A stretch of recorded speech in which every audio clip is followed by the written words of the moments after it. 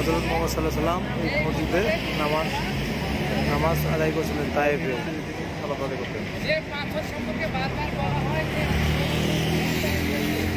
একটি পাথর ফেলে দেওয়া হয়েছিল, ওই যে দেখেন উপরে যেখানে একটা বড় পাথর দেখা যাচ্ছে, নিচে ছোট্ট একটা পাথর, ওই পাথরটা কাফেররা উপর থেকে ফেলে দেয়। উপরে যেটা উপরে এই যে উপরে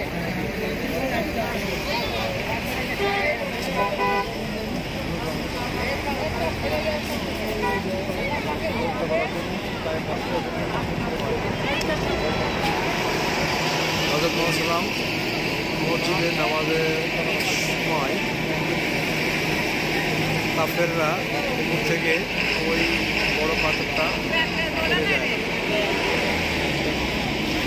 দেখেন ছোট্ট একটা পাথর দিয়ে পাথরটা আটকে যায়, এই জন্য হযরত মুহাম্মদ সাল্লাম বেঁচে যায়। আল্লাহর বিশেষ রহমতের কারণে এই পাথরটায় ছোট্ট একটা পাথর দ্বারা ওখানে আটকে যাওয়ার কারণে আমাদের প্রিয় নবী হযরত মুহাম্মদ সাল্লাল্লাহু আলাইহি ওয়াসাল্লাম বেঁচে যায়।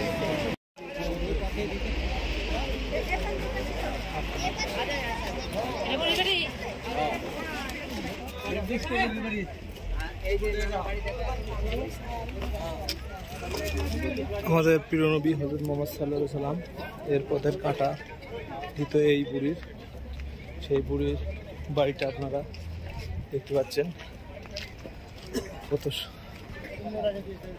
নষ্ট হয়ে গেছে বাড়িটা। আগে এভাবে ছিল, এখন আর বাড়িটা ভালো নাই। দেখতে পাচ্ছেন সেই বুড়ি আমাদের প্রিয় নবী হযরত মুহাম্মদ সাল্লাল্লাহু আলাইহি সাল্লামকে পথের কাঁটা দিত। হ্যাঁ,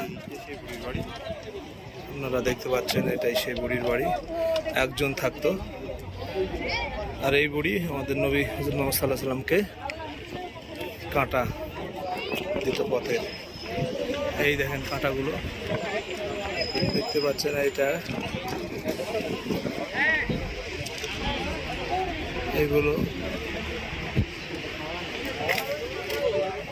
এইগুলো কাঁটা, নাগকরণের কাঁটাগুলো, বাবলার কাঁটা, এই নাগকরণের কাঁটা, এই কাঁটাগুলো। হ্যাঁ হ্যাঁ, এখানে এই যে রাস্তায়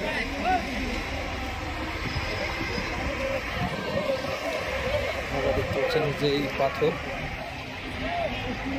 হযরত মুহাম্মদ সাল্লাল্লাহু আলাইহি সাল্লাম এই মসজিদে নামাজ আদায় করছিল, তখন কাফেররা, শয়তানেরা তাকে মেরে ফেলার জন্য উপর থেকে একটা পাথর ফেলে দেয়। সেই পাথর আল্লাহর নির্দেশনায় ছোট্ট একটা পাথর নিচে দিয়ে ওই পাথরটাকে আটকে দেয়। সুবহানাল্লাহ, আপনারা দেখতে পাচ্ছেন এই সেই ছোট্ট একটা পাথর, এইটা। সুবহানাল্লাহ, সুবহানাল্লাহ। এই পাথরটা পড়লে আমাদের প্রিয় নবী হযরত মুহাম্মদ সাল্লাল্লাহু আলাইহি সাল্লাম এখানেই মৃত্যুবরণ করত।